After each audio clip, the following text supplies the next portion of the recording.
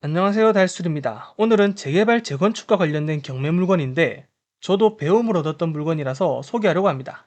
때마침 제가 부산에 살고 있다 보니 차로 그리 멀지 않은 곳에 있어서 한번 다녀왔습니다. 비가 살짝 내리는 날이라서 하늘이 그리 맑지는 않습니다. 그래도 비 오는 날이면 느낄 수 있는 그런 냄새라고 해야 하나요? 그런 냄새와 살짝 흐린 날씨가 찝찝하기보다는 오히려 더 산뜻한 기분 좋게 다가왔습니다. 본격적으로 살펴보면 빌라라기보다는 단독주택들이 밀집해 있는 곳이에요. 골목길이 좁아서 이런 곳에 올 때면 주차를 어디다 해야 하나 참 고민이 많습니다. 여기 주차된 차들도 다 보시면 지정 주차더라고요. 그래서 근처 상가 지하 주차장에 주차를 하고 오늘의 주택을 찾아가 봅니다. 작은 도로 한켠에 샛길을 들어가다 보면 이런 좁은 길을 마주합니다. 계속 걸어가다 보니 오늘의 주택을 찾을 수 있었는데요. 여기 보이는 이 주택입니다. 나무 울타리가 쳐져 있는 주택이고요. 토지는 37평, 건물은 28평입니다.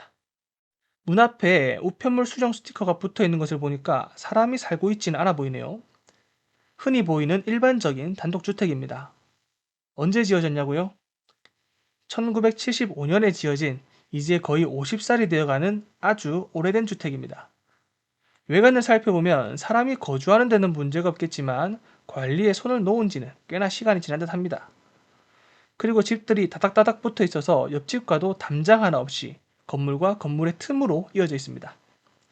그 정도로 이 일대가 오래된 주택들이 많이 밀집해 있다는 건데, 그래서 그런지 이곳이 가로주택 정비 사업으로 지정이 되었더라고요. 연산 강변 1구역인데 보시면 이렇게 구역이 지정되어 있습니다. 자료를 보시면 21년에 조합 설립 인가가 되었고 현재는 중흥건설사에서 시공사로 선정되어 진행 예정이라고 하네요. 그리고 이 주변 입지를 좀 살펴볼게요. 주변을 살펴보면 바로 앞에 산책을 할 만한 아주 좋은 강변 산책로가 있습니다. 이건 정말 마음에 드네요. 그리고 옆에 초등학교도 있고요. 그렇다고 이 건물이 지어진 후에 이 일대가 크게 바뀌거나 할 것 같진 않습니다. 그리고 맞은편에 있는 이 부지에는 지주택 사업을 진행 중에 있다고 하더라고요. 그래서 같이 시너지를 낼 수 있으면 좋을 것 같습니다. 여기까지 봤었을 때는 뭐 일반적인 단독주택이고 재개발 구역이네에서 끝낼 수 있는데, 저도 사실 정확하게 알고 있지 않아서 궁금했던 부분이 바로 이 문구에서 나왔습니다. 어떤 문구인지 보실게요. 본건은 가로주택 정비사업 구역 내 포함되어 확인한 바 건축 심의 통과하고 중은 건설로 파악되고 지금 이 주택이 현금 청산이 아닌 조합원 분양 신청이 완료된 것으로 탐문이 되었다는 문구입니다. 여러분들도 이 물건을 입찰한다면 아마 가장 궁금한 부분이 바로 이 부분일 겁니다. 조합원 승계가 될까 이겁니다. 그래서 이 부분이 경매를 할 때 알아두시면 좋을 내용이 있어서 제가 가지고 왔는데 같이 한번 보면 좋을 것 같습니다. 결과적으로 봤었을 때 조합원 승계에 있어서는 큰 문제가 없을 것으로 보입니다. 정확한 것은 조합에 문의를 하면 정관에 아마 나와 있을 테니까 확실한 답변을 얻을 수 있지만 승계가 안 되는 경우도 있기 때문에 이 부분만 정확하게 짚고 넘어가면 좋을 것 같습니다.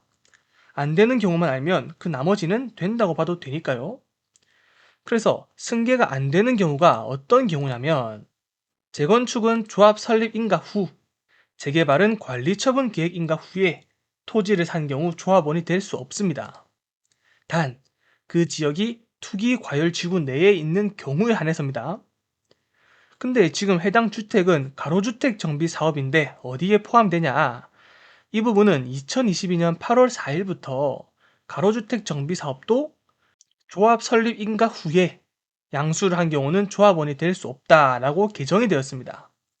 근데 투기 과열 지구 내에 있어도 조합원이 되는 경우가 있더라는 겁니다. 예외적인 몇 가지 사항들이 있는데 그 중에서 우리는 7번 그 밖에 불가피한 사정으로 양도하는 경우로서 대통령령으로 정하는 경우입니다. 이걸 볼 겁니다. 그럼 대통령령으로 정한 불가피한 사정이 뭐냐? 이걸 봐야겠죠. 확인해 보니까 우리는 5번을 볼 겁니다.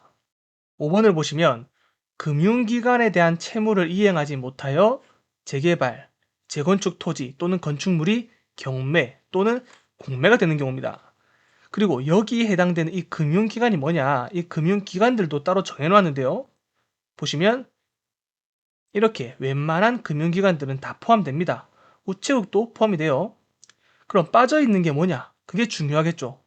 빠져있는 것은 바로 대부업체와 개인입니다. 자, 이걸로 우리가 정리를 할 수 있는 결론은 뭐냐면 투기 과열 지구 내에 있으면서 이 경매를 대부업체 또는 개인이 신청한 경매 물건의 경우에는 조합원이 승계가 되지 않는다. 이렇게 이해하시면 될 것 같습니다. 그 이외의 경우는 다 된다고 봐도 되겠죠? 그리고 마지막으로 금액적인 부분을 살펴보면 지주택 사업을 한다고 2022년 1월에 다수주택이 거래된 것을 볼 수 있습니다. 금액이 정말 다양하게 있는데 적게는 400만 원대부터 많게는 900만 원대도 있어요. 근데 전반적으로 보시면 400만 원 정도면 충분해 보입니다. 그렇게 생각하고 여기 있는 경매 목적물의 토지 단가를 보니까 제곱미터당 425만 원으로 평가가 되었더라고요. 여기 보이시는 실거래 가격은요, 건물 가격도 토지에 산입이 된 겁니다. 그렇기 때문에 이 목적물도 건물 가격을 토지 가격에 포함시킨다면 425만 원보다는 조금 더 올라갈 거예요. 근데 건물분이 워낙 작다 보니까 그 올라가더라도 미미할 겁니다. 어쨌든 금액적으로 보면 적정해 보이긴 해요. 그렇지만 조합원 승계를 할 것인지 아니면 포기를 하고 현금 청산을 할 것인지, 현금 청산을 한다면 그 금액은 얼마인지 이런 것들을 판단해야겠죠. 그리고 사실 분양을 받는다 해서 큰 메리트가 있을지는 모르겠습니다. 그렇기 때문에 이 부분은 입찰을 하려는 개인이 각자 판단하셔야 될 것으로 보입니다.